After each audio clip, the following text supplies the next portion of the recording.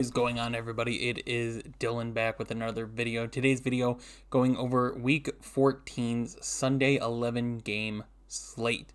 Now I always try to go and give you your cash plays, guys that you should target if you're playing double ups or 50-50s, anything like that. I'll throw GPP players, tournament players in there as well, just to get more coverage over them. So it's going to, in my opinion, there's a lot of good games. There's a lot of opportunities this week as well. Wide receiver looks really, really stacked this week, so I feel like there's going to be a lot of plays there. And there's quite a bit of value plays due to COVID and injuries. So let's get into it. We're going to break down position by position, starting at quarterback. Get quite a few quarterbacks over 7K this week. Mahomes is 8K. You get Josh Allen, Tom Brady, Lamar, 7.8, 7.6, 7.4, and then you get Herbert at 7,100.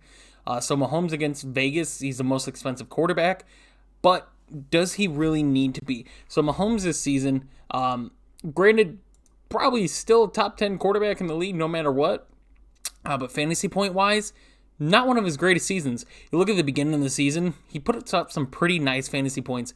Lately, the only game he lights up is Vegas, which is week 10. But since then, he's put up 5 games under 20 fantasy points, spending 8K. Granted, he can have that same game that he did against Vegas. Is it going to happen? Maybe. You don't expect quarterbacks to have a repeat, even though they play the same team, especially a divisional game like this.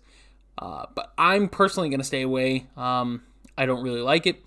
The player I would target if you're going to pay up for an expensive quarterback is Josh Allen at 7,800 playing Tampa Bay. Now, Josh Allen is having a decent season. You look at his rushing yards this season, he hasn't broke 100. He hasn't really rushed a whole lot this season. They've been trying to contain it, use their running backs, or just pass. So you look at his fantasy points in all these games, he's got some higher up fantasy points, and now he gets to play against one of the more worst secondaries in the league. Granted, their defensive line and linebacker core is really, really good, really elite, but their defensive backs, their safeties, not so much. So you get Josh Allen 7,800 against Tampa Bay. I believe this is the highest total of the weekend.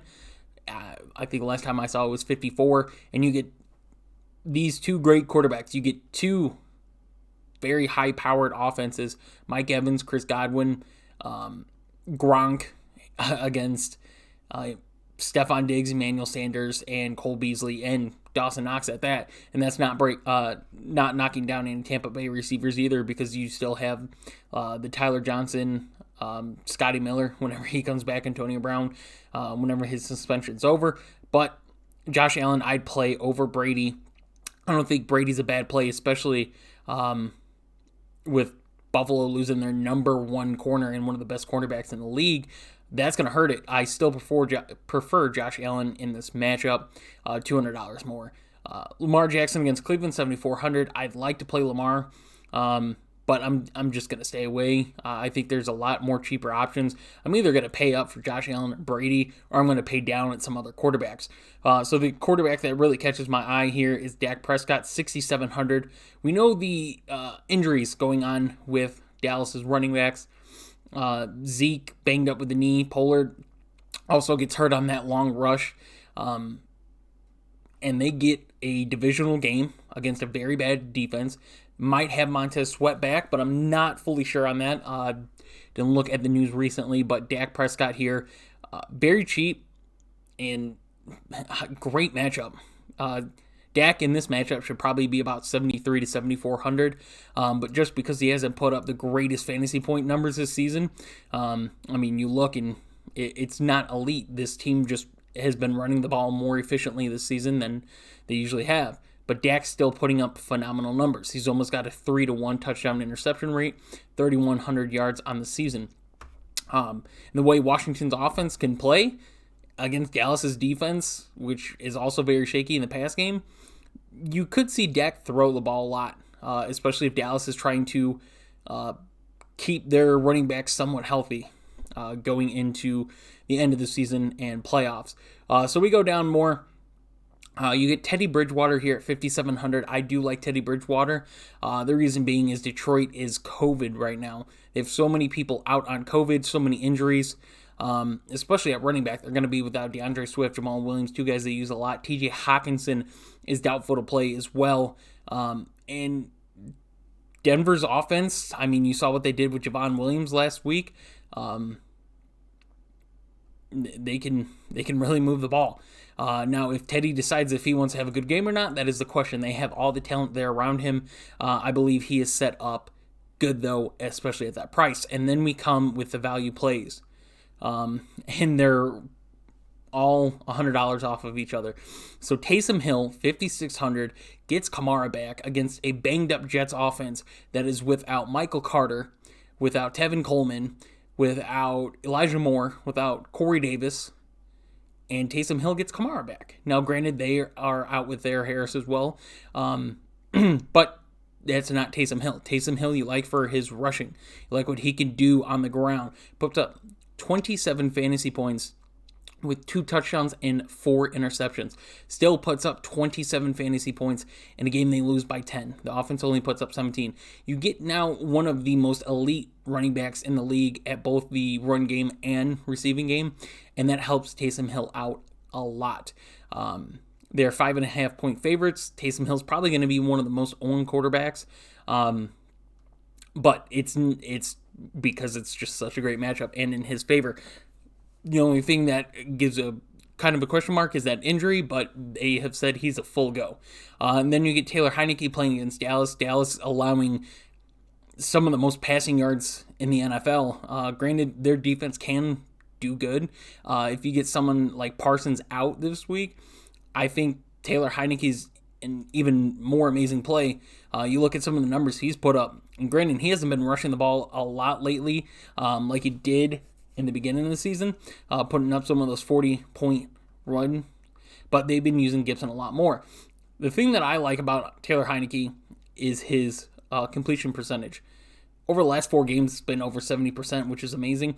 And now you get someone like Terry McLaurin, one of the most elite wide receivers in the league, who has some pretty up and pretty down games, going against 2 of the most yards allowed cornerbacks in the league.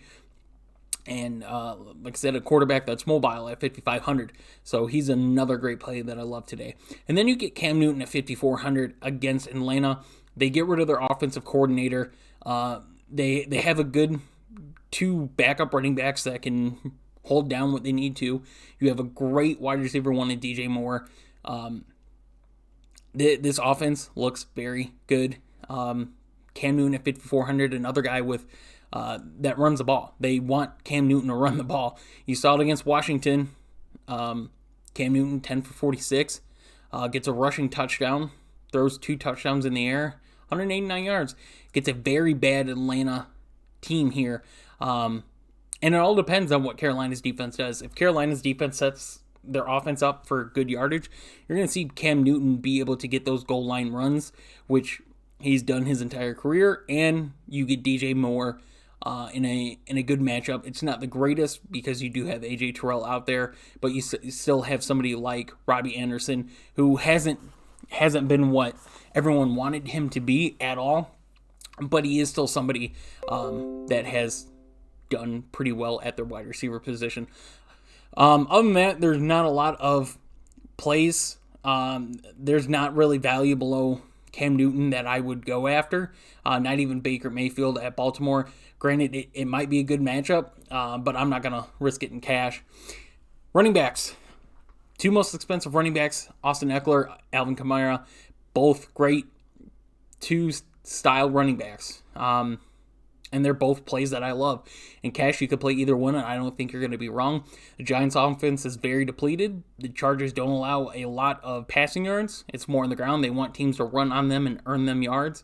And that leaves the Chargers to get the ball quite a bit, especially with someone like Austin Eckler, who has been slowly but surely getting back to what he looked like. He had that little slump here, and it's not even like a huge slump, but the price you're paying for him for some of the fantasy points he put out is a little worrisome, but in a matchup like this, he's a good play. Kamara is probably my favorite play here against the Jets. Getting back healthy, New Orleans needs to win. They're going to use Kamara a lot.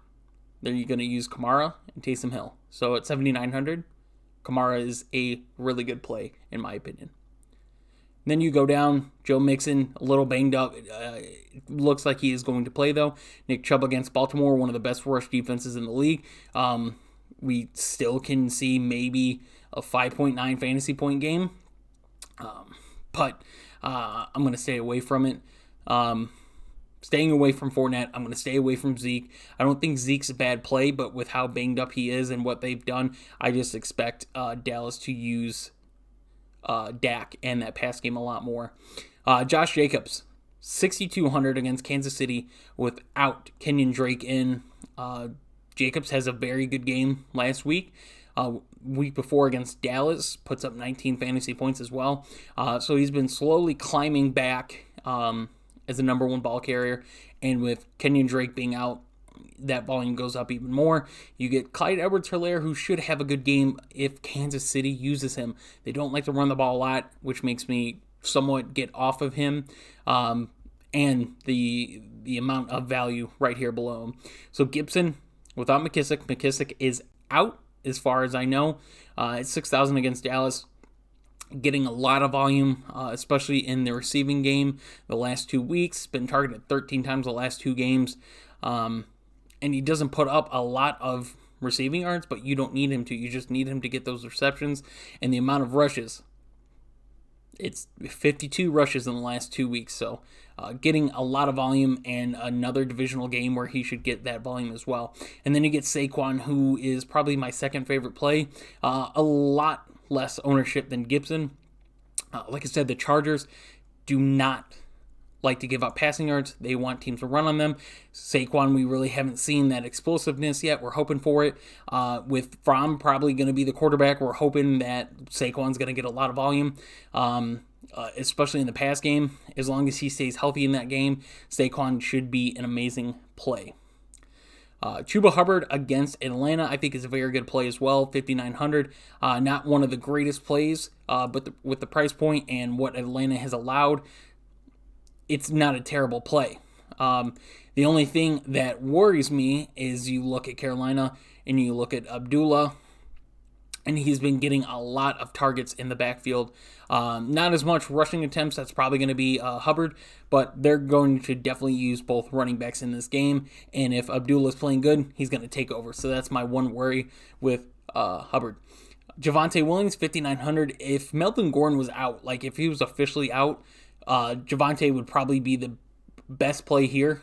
But with Melvin Gordon in, that steals that volume. We've seen the last 2 weeks what he could do. We saw what he could do against Kansas City last week. And yes, like that's what we wanted. But with Melvin Gordon there, Melvin Gordon is a very good running back. And if he's healthy, they're going to use him as well. You get Devontae Freeman, 5,700. I'm not touching it. And then you get to some of the value plays down here. Dontre Hillard, 5,300. They get Julio back this week, it looks like. 5,300, he's going to be that guy. Seen what he's done the last 2 weeks for that team. Not so good on the ground. Still averages the 5 yards per carry, but gets you 8 receptions, 47 yards. He has fumbled the last 2 games, and that is a worry. But you saw him break off a 68-yard touchdown against New England. Basically gets you some nice value for that 4,600 price tag. And against Jacksonville's defense, which we saw someone like Sony Michel light up and get a lot of fantasy points. Tennessee's offensive line is very good no matter who's there. You can get Nichols, you can get Foreman. But Hillard, I like a little bit for cash, but probably more for a tournament play, just to be on the safer side.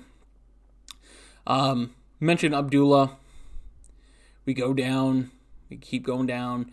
You get Jeff Wilson here at 4,400, probably going to be the lead back. The only question mark that you have with him is you've seen what he's done against Jacksonville. We mentioned earlier, 19 rushes for 50 yards, only targeted twice in the backfield. If Deebo Samuel plays, he's been getting a lot of looks in the backfield. If he doesn't play, Jeff Wilson is a lot more likable in this matchup. even though Cincinnati's rush defense was very good in the beginning, they started to slack off, but at any time they can turn it back on and play some pretty good defense there. And the last guy is Ty Johnson. Without Coleman, without Michael Carter, he's playing one of the best rush defenses in the league. He's a GPP play. I'd only play him in GPPs. I'd stay away from him in cash, but definitely worth a look. And then we go to wide receivers. I'm going to stay away from Tyreek Hill. I'd rather play Stephon Diggs here against Tampa Bay. I trust Stephon Diggs a lot more than Tyreek Hill. Granted, Stephon Diggs hasn't had one of the elite seasons that we've needed him to have. It's just because Buffalo's just been more versatile this season. CeeDee Lamb at 7,200, I think, is a very fantastic play. Washington's still allowing a lot of yards, and like I mentioned before with Dak, he has all of his receivers this week. Amari Cooper is healthy. Dak's a great play. CeeDee Lamb, Michael Gallup, Amari Cooper, you could play any of the three, and they have very good matchups this week at 7,200. I'd rather go Mike Evans and Chris Godwin, even though I think they're both good plays here. I'd only go Evans just because of the discount price. Terry McLaurin at 7,000, one of my more favorite plays at wide receiver this week, definitely in cash. I love him. And then Jamar Chase, 6,900, going to get a lot of Josh Norman, and we've seen what Josh Norman's allowed this season, and it favors Jamar Chase a lot. You look at his fantasy point last week, 5 for 52. He probably would have had another 50 yards and a touchdown, so you add another 12 points, and he's got a 22-point fantasy week. Really good matchup here. Joe Mixon banged up. Makes you like Jamar Chase a lot. Mentioned Mike Evans. If you're going to play somebody from Seattle because they're playing the bad Houston defense, which Houston's defense has been decent. I'm not going to say they're good, but they have been decent. I'd go DK Metcalf. I think this is his game to shine if they're going to get it in the pass game. Got to watch T. Higgins' health. If T. Higgins is active, definitely worth a play. If you're going to play someone like Cam and want a wide receiver, DJ Moore is only 6,200. The targets that he's gotten this season, no game less than 7 targets. If he gets those yards, that's fine. He's only gotten 4 touchdowns this season, and he's still averaging 15.6 fantasy points a game, which is ridiculous. One of the most targeted wide receivers in the league. Like I said, not one of the greatest matchups, 9.9 points against Atlanta, week 8, but it's a new quarterback with Cam Newton against Atlanta this time, so we'll see how that goes. Hunter Renfrow, 6,100. With Waller out, we all know no Ruggs. Renfrow at 6,100, what he's been doing lately, 9, 10 targets. He gets 4 targets against Cincinnati. Yes. But fantasy point wise this season, like he's been pretty consistent in paying 6,100 in a matchup where, you have the sample of them playing Kansas City. Week 10 puts up 17.6 fantasy points. Don't expect him to get a huge, amazing 150-yard game. It's nothing like that. Kansas City knows that they're going to have to watch for Hunter Renfrow, but still he's very good in the short route game. Mike Williams, 6,000 against the Giants, getting a very favorable matchup against a defense that allows a lot of yards, and without Keenan Allen there, probably one of the more favorable value plays. Amari Cooper, already mentioned, I like a lot.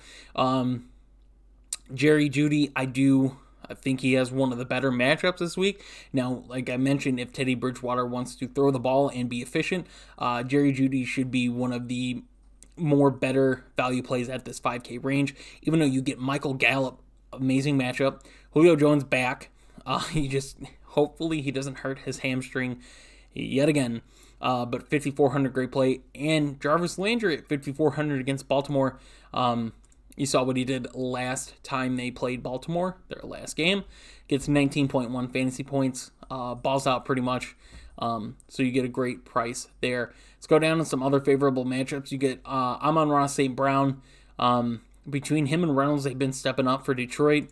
Amon-Ra St. Brown, he's not one of the most elite wide receivers, but his numbers have been pretty consistent recently. 4 targets, 6.5. The yards not always there. He's a third down receiver for the most part. Josh Reynolds there. I just think you're paying a little too much at 5,000 when you can have Cole Beasley at 5,000 as well, or Emmanuel Sanders at 4,900. You even get Traquan Smith 4,800, so a little more values there. I do like Amon-Ra St. Brown for more tournament plays. Jameson Crowder, the long-lasting Jets receiver. The other two receivers go down with injuries. Jameson Crowder is now their number one, playing against a New Orleans defense that allows a lot of passing yards to wide receivers, and they're going to get the ball to other receivers, don't get me wrong, but Jameson Crowder should probably get the most targets and hopefully the most yards. You just hope that Zach Wilson starts producing like he sort of has to receivers. And New Orleans is scoring a lot early. Jameson Crowder is going to get those targets. Westbrook, if Julio's in, Westbrook goes down a lot for me in value.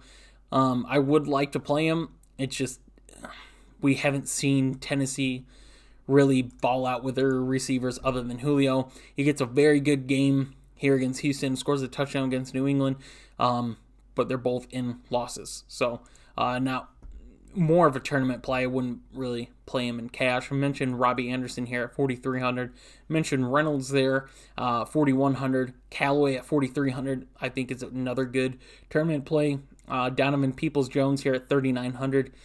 Yet again, another value play for people. And then if you want to go even more value, you click on the Jets receivers here. You get Keelan Cole Sr.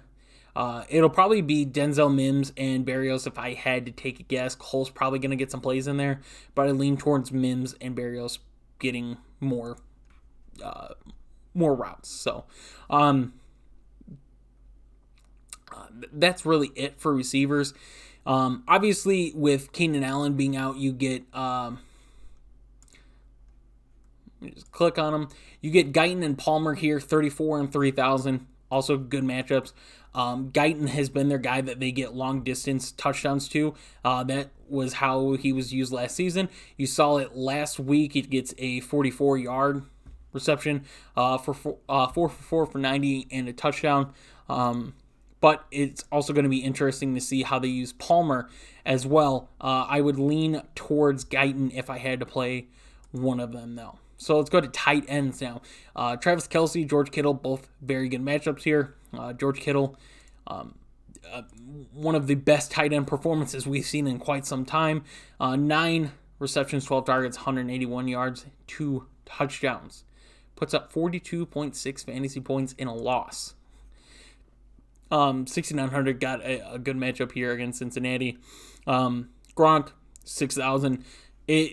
It's a shame that everyone overlooked, including someone like myself, to overlook Gronk of what he could do when he's playing, and it is ridiculous. He does have the 6,000 price tag, but the numbers he's put up this season, it's sort of worth it. Not one of the best matchups at all here, but it is Gronk. He's one of the only players that you could say it's Gronk. Mark Andrews, after that, drop catches. It's hard to look at him there. Dalton Schultz, 5,400 against Washington. I do like that play. Dawson Knox against Tampa Bay at 5,000. Really like that play as well. Foster Monroe, 4,000. If he was cheaper, I'd like him, but he's just too expensive, even at the 4K price tag. Ricky Seals-Jones comes back with Logan Thomas, probably done for the season and pretty close for done for the career. We've seen what he could do when he starts getting in the game, gets some of the targets. He's put up a 6 and 9 target game.